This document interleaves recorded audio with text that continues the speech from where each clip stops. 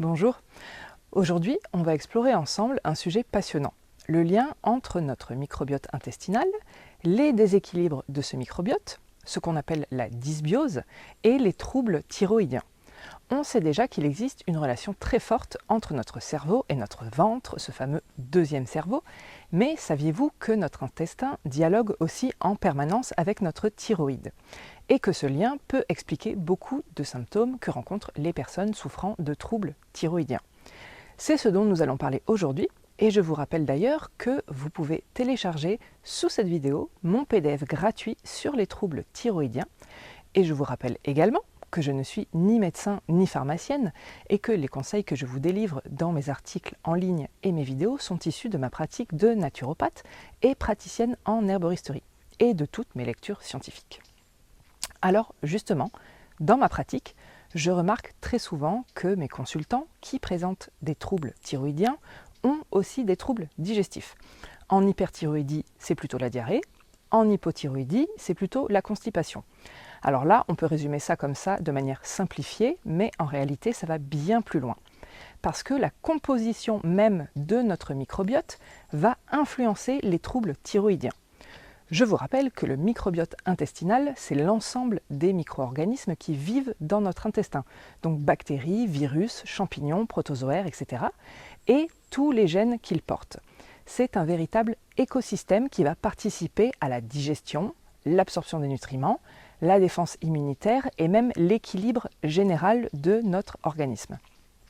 Et les recherches récentes montrent qu'il joue aussi un rôle clé dans la fonction thyroïdienne et même dans l'apparition de certains nodules ou cancers de la thyroïde.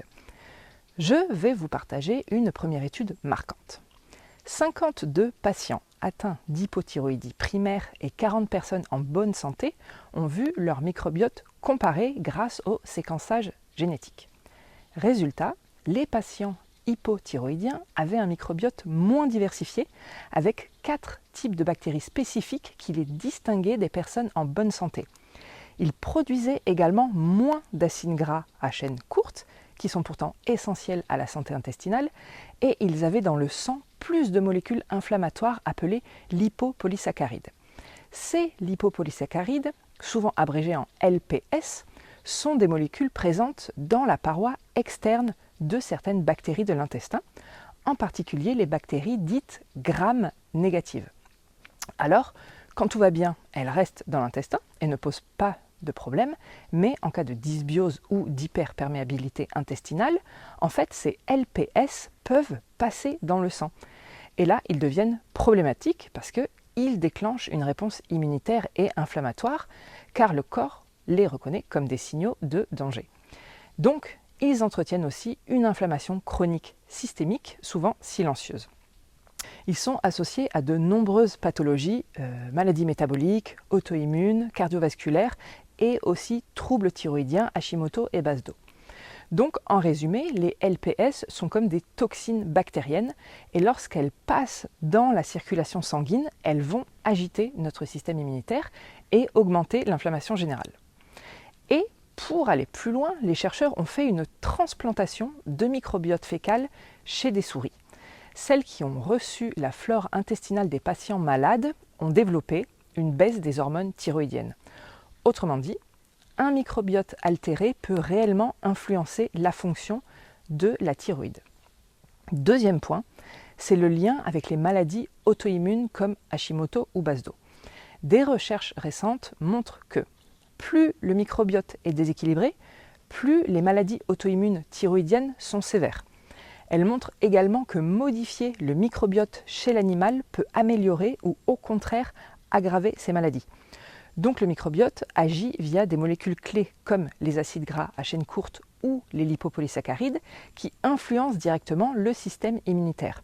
Et la relation, elle est bidirectionnelle. Les hormones thyroïdiennes influencent aussi le microbiote. Donc, intestin et thyroïde dialoguent en permanence. Alors, concrètement, que se passe-t-il quand le microbiote est déséquilibré ? Eh bien, la conversion de la T4 en T3, l'hormone active, peut être perturbée. L'inflammation intestinale peut s'étendre à tout l'organisme et fragiliser encore plus la thyroïde. et l'absorption des nutriments essentiels comme le sélénium, le zinc ou le fer est réduite. Bref, la dysbiose peut accentuer les troubles thyroïdiens déjà présents. Alors vous me direz, qu'est-ce qu'on peut faire pour préserver un microbiote en bonne santé et par ricochet soutenir la thyroïde? Voici quelques pistes. 1.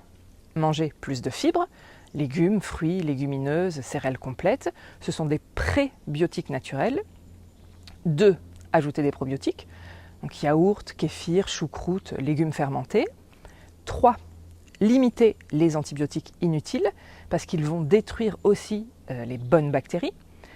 4. Se préserver du stress, donc méditation, respiration, yoga, parce que le stress modifie aussi la flore intestinale. Et la recherche avance vite. On commence à imaginer des probiotiques spécifiques pour les maladies thyroïdiennes ou des stratégies alimentaires personnalisées pour soutenir la thyroïde. On n'a pas encore toutes les réponses, mais une chose est sûre, le microbiote n'est pas un spectateur passif. Là, c'est un acteur actif de notre équilibre hormonal, de notre immunité et de notre santé globale. Alors, la vraie question aujourd'hui, c'est peut-on inverser une dysbiose chronique? Peut-on trouver le microbiote optimal pour une thyroïde en bonne santé? Et comment intégrer ces nouvelles connaissances dans une prise en charge globale, humaine et personnalisée? Conclusion, voilà pourquoi, quand on parle de troubles thyroïdiens, on ne peut plus ignorer le rôle de l'intestin et du microbiote. N'hésitez pas à me faire vos retours en commentaire, que vous soyez praticien de santé ou que vous ayez des troubles thyroïdiens chroniques, je serai ravie de vous lire et de vous répondre. N'oubliez pas également de vous abonner à ma chaîne pour me soutenir et ne rien rater de mes nouvelles vidéos. Merci d'avoir pris ce moment avec moi et à très bientôt pour une prochaine vidéo.